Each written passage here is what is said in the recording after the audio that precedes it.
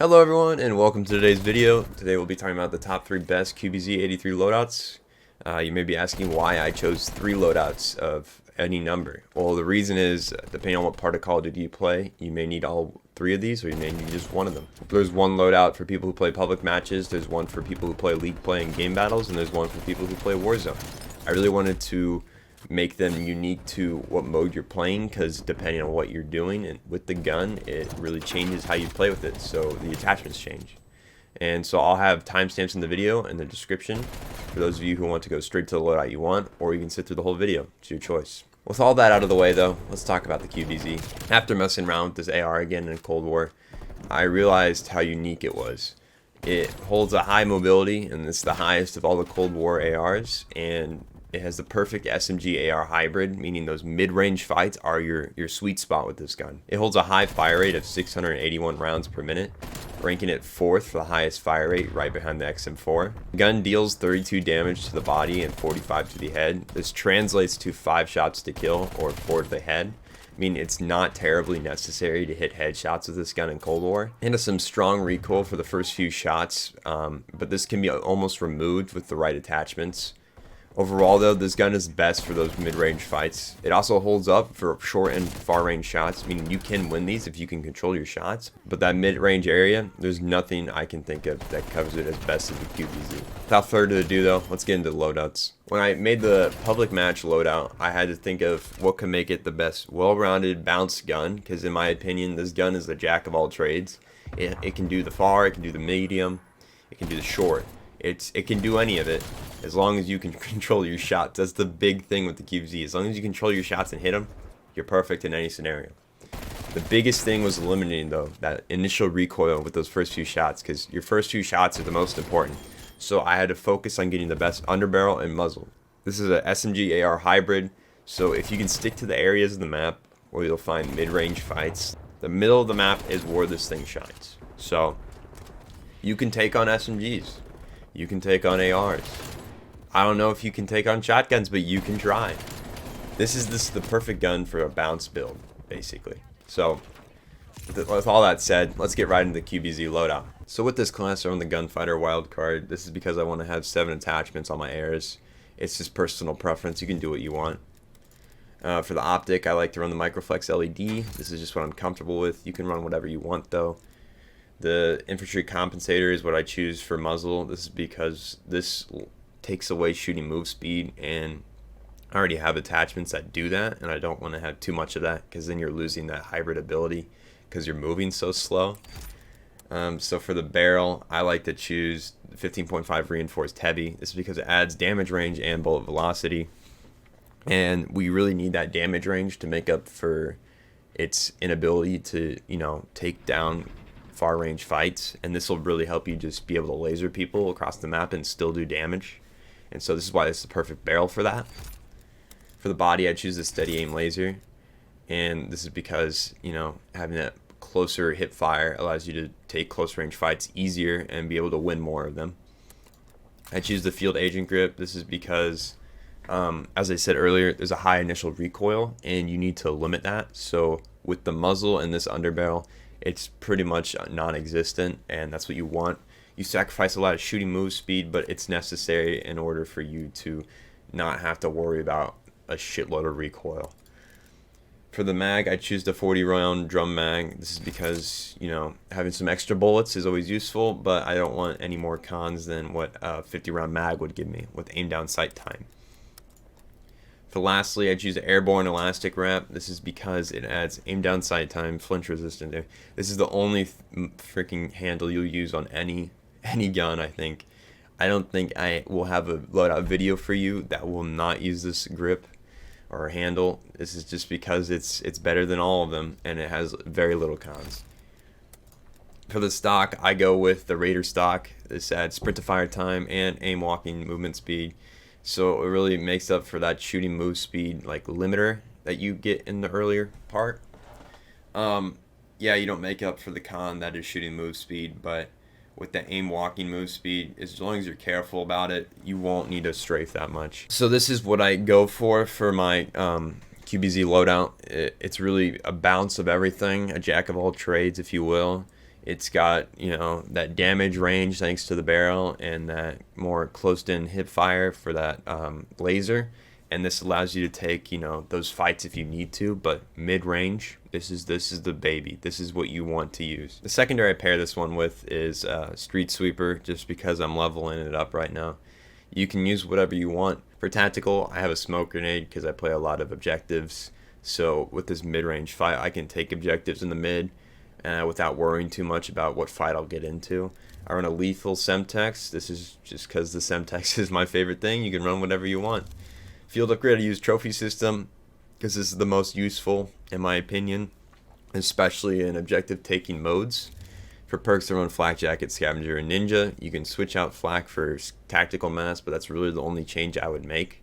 And that is the public match class. Now that I've given you the best public match class, let's talk about the QBZ in the competitive field. While I can't in good conscience say the QBZ beats the XM4 for the #1 spot, I can say it is a strong competitor for second place. With the change in GAs and... Let's set your preferred news channel. You can choose from sources like NPR, Fox News, Newsy, and Washington Post. I don't have an extended news channel for that source. I've got some other Alexa, like CNN. Stop. Okay, whatever.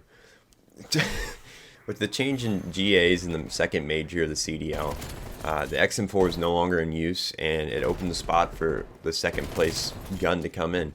There's a lot of talk about, you know, what would be used, you know, and it's still open to interpretation, but most likely the Krieg will step in and take that spot, but the QBZ was right next to it. For those of you though that are aspiring to be pros, I don't think this will have effect on you. I don't think Game Battles follows the same rules as the CDL and GAs. Anyway, if you're looking for something different to run in the competitive field, look no further than this gun. I ran league play and I absolutely whooped these kids with it, and it was so much fun. Again, hold those mid-range fights, you'll kick their ass every time. With all that said though, let's get into the QBZ loadout. So the competitive Krieg loadout does not really change that much.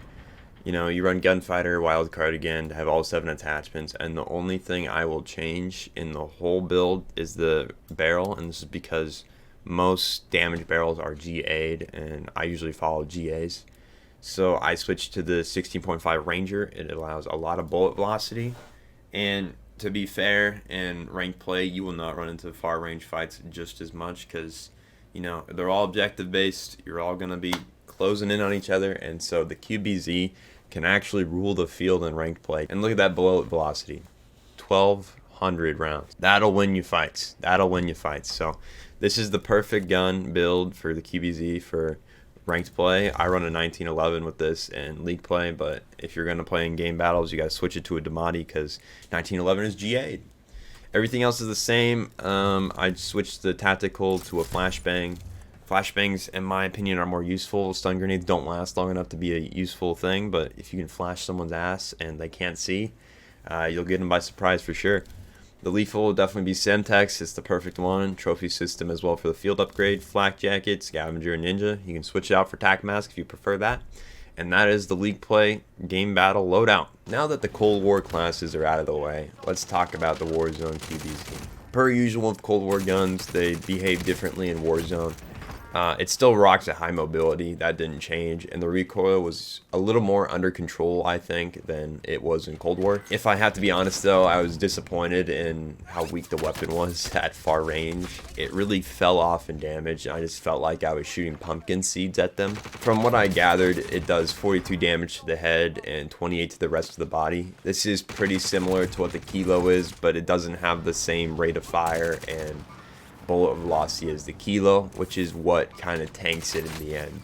This gun's sweet spot is at mid-range again, and it can also do those close-range fights, which really makes it a good pair for a sniper, a marksman rifle, or attack rifle. The QBZ, you know, while it wins those mid-range fights and close-range fights, it gets beat out by the FFARs, so that's why this can't be a first-place contender or be in the meta, so to say.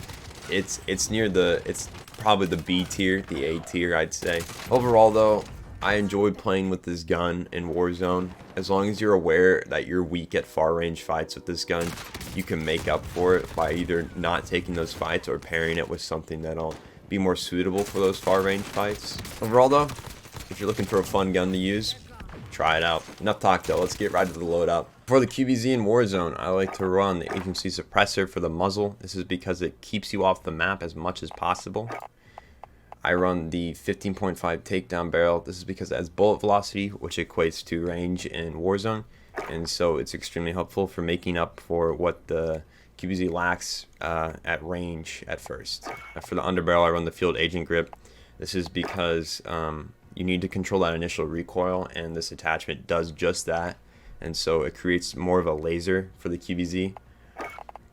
For the ammunition, I run 60 round mags because in any Warzone gun you'll run the highest extended mags possible, just because it gives you more bullets to shoot at someone, and since the armor plates hit points are so high, it's extremely helpful for winning gunfights. And finally, for the optic, I run the Silix Hollow Scout. This is all personal preference. It's probably my favorite optic out of all of these for those farther range fights. So really, Silix Hollow Scout is my favorite one. Axle Arms is good too, so it's whatever you're comfortable with, really. And for the reticle on the Silix, I like to run the crosshair dot. It's just more plain than the circle thing, and it's less distracting. And so that's what I like to run. So for secondary for this class, I like to run a Modern Warfare MP5. It's just what I love to use. It's got an F-Tac collapsible stock, sleight of hand, 45 round mags, Merc 4 grip monolithic suppressor. For the attachments, I run double time, overkill, and amped, C4 for lethal, and tactical for heartbeat. That's all there is to the Warzone loadout. So guys, those are my 3 QBZ loadouts I had for you today. This is an AR SMG hybrid, so it's perfect for mid-range fights, and it holds the highest mobility, making it even better in those scenarios. Let me know what gun you want me to do in the comments or on my Discord. You can find the link for that in the description with the rest of my plugs. I hope you found something in this video helpful. Be sure to like and subscribe if you enjoy my content and want to see more, and I'll see you guys next time.